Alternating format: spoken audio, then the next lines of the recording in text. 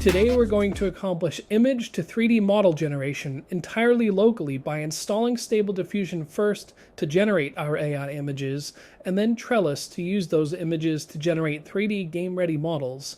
The beauty of Trellis is the fact that it will generate these 3D models in the form of a .glb file, which is perfect for importing into Unreal Engine, as any other file type typically has noticeable issues once imported.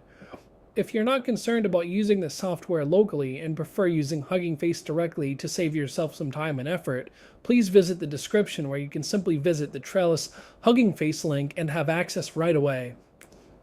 Here's a small sample of what the Hugging Face Trellis interface looks like. I'm going to select a sample image already provided to us, but you're free to use your own image as well. Once imported, I'm going to click Generate. Once complete, I'm going to click Extract GLB.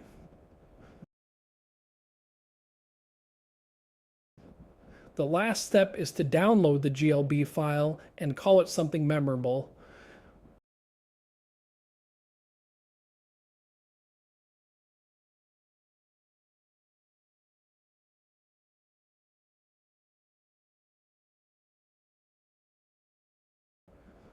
To import into Unreal, it's extremely simple. Just click and drag the GLB file as such into your content folder, and the default settings should suffice.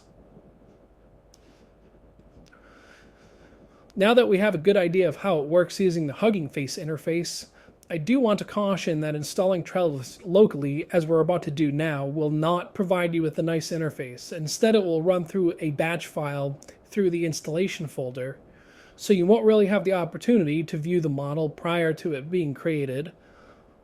Having said that, there are many benefits of having it set up locally, which include being unrestricted in the number of models you generate, being able to generate models completely offline, and if for whatever reason any of the GitHub or Hugging Face Trellis demos are ever taken down, then you will still be able to generate your models when nobody else can.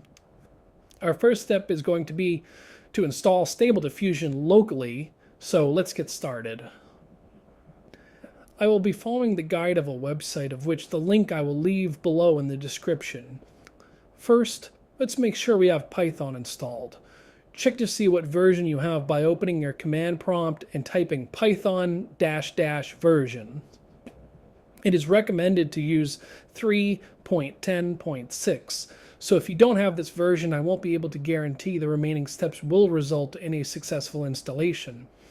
If you happen to have a more recent version, you can uninstall by using the following command rm-rf python. If you don't have Python installed, we're going to do that now. You can use the link below to the Python website for installation of 3.10.6. I'm going to install the 64-bit Windows installer.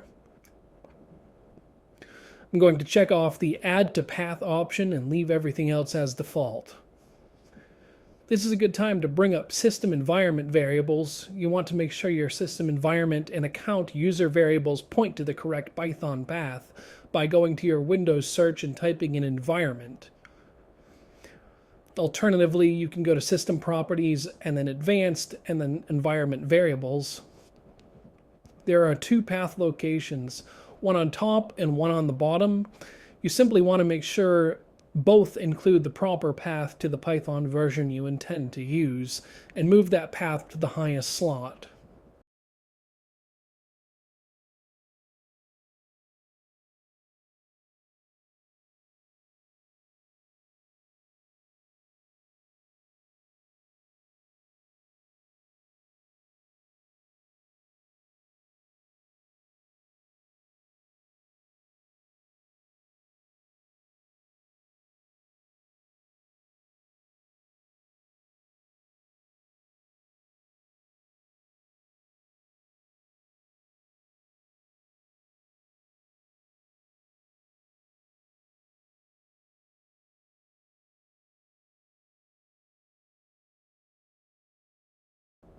Lastly, you'll want to close out of your command prompt and then run the python --version command again to ensure the install was successful.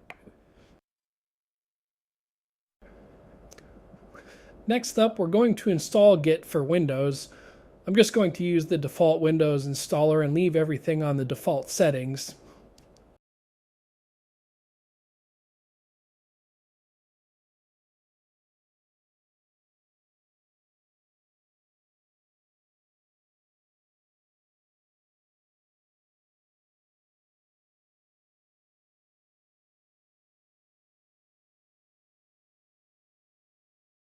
Once Git installation is complete, we can move on to the installation of Stable Diffusion Web UI.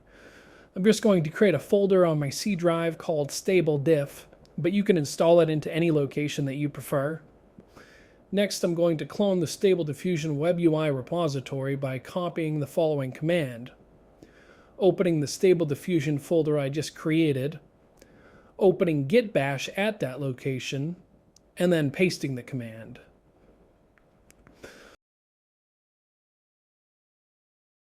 Once it's done, instead of going to the Stable Diffusion Hugging Page site to download a model from there, the link is below if you want to do this instead. I'm going to the Civit AI website where there is a Juggernaut XL model that I personally prefer using for my images. I'm going to download this model, and this will take some time, so while we're waiting for that to complete, let's move on to running the setup script for Stable Diffusion.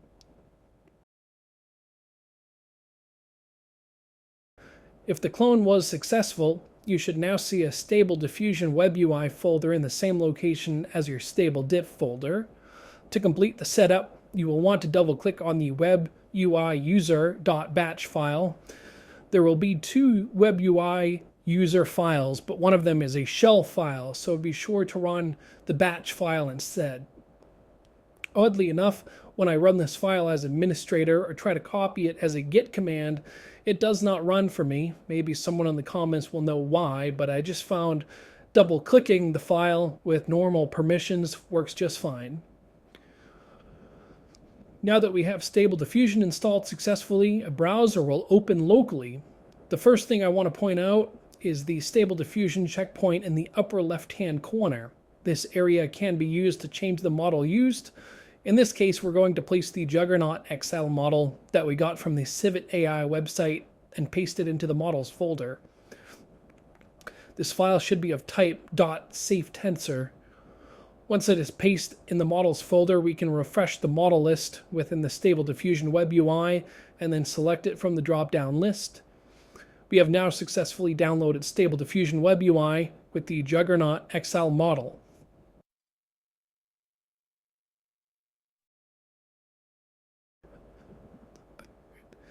You can certainly utilize the text-to-image section, as I am doing now, to generate a toy soldier, but I personally think image-to-image works much better. The best idea is probably to generate an initial image using text-to-image for a rough sketch, and then use that image to fine-tune within the image-to-image section. I personally like to change the sampling steps to 40 and the CFG scale to 30 to better match my prompt. The higher resolution you select via width/height, the longer it will take to generate the image. Trellis by default uses 1024 by 1024, so you may be better off selecting this resolution or higher, assuming your GPU can handle it.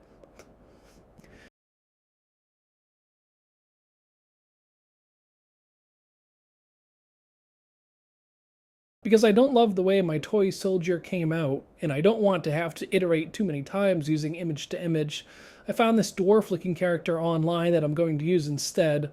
I still want to tweak it, so I'm going to utilize image to image and see what we can come up with. The denoising strength is critical. The higher the value, the more the end result will deviate from your initial picture. A denoising strength of 0 will give you the same image you started with.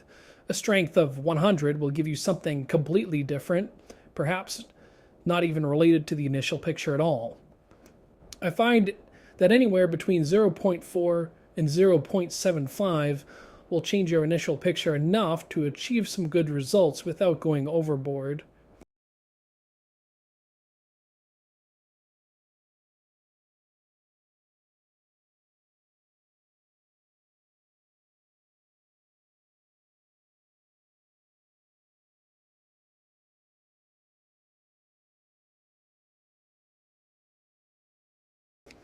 As you can see, it appears the end result is similar to some sort of cat gnome. So I'm going to click the folder below the image and then move the image to my desktop and call it cat gnome for future reference.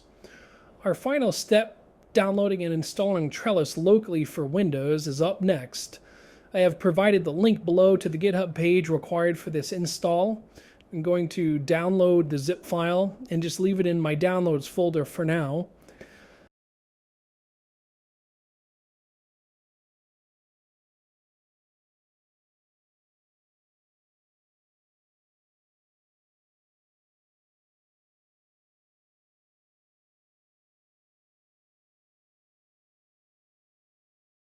I'm then going to open the folder and double-click the run batch file.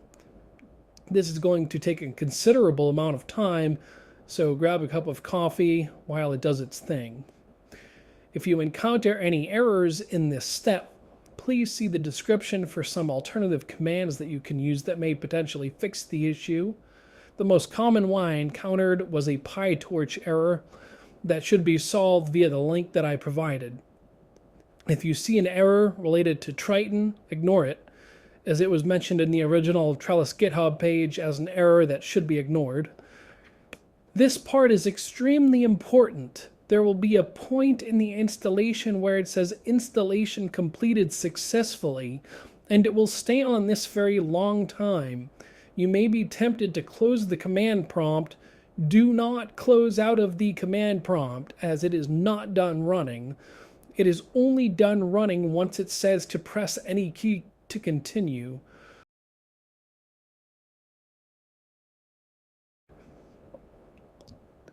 Part of the install was to generate a sample.glb file, which uses the t.png path within the assets example image folder. First, we're going to take a look at this sample.glb file to see if it rendered properly. Find the sample.glb file within the main Trellis folder, and I'm going to import to Blender first, which you don't have to do.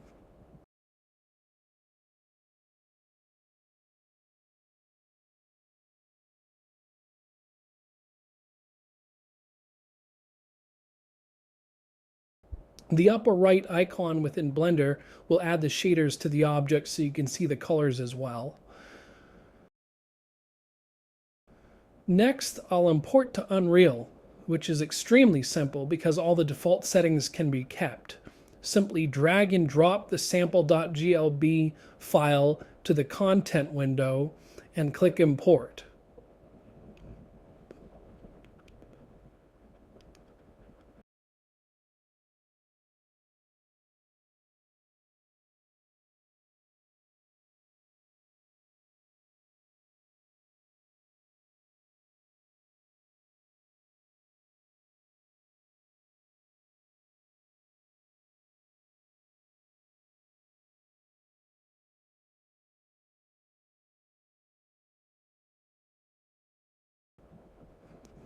I'm going to add a few lights just to brighten it up.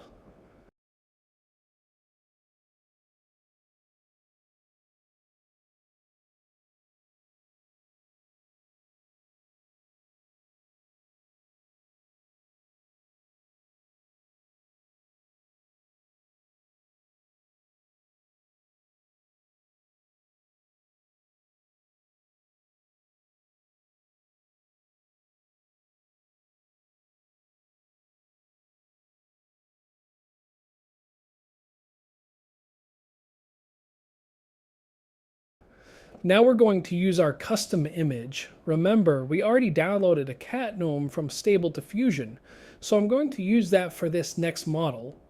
Go ahead and find a location of your custom image and paste it into the Trellis Assets Example Image folder. Now delete the t.png file and then rename your custom image t.png. This is because Trellis script creates the model based off the t.png file, which can be changed. Now go back to the main Trellis folder and click run.batch again.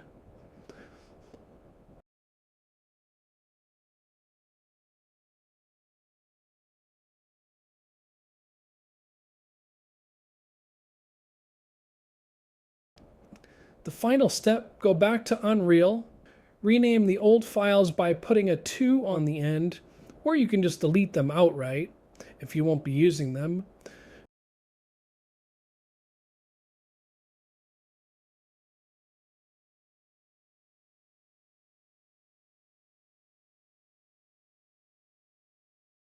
Now import the new sample.glb file, which will now be updated to the new custom model.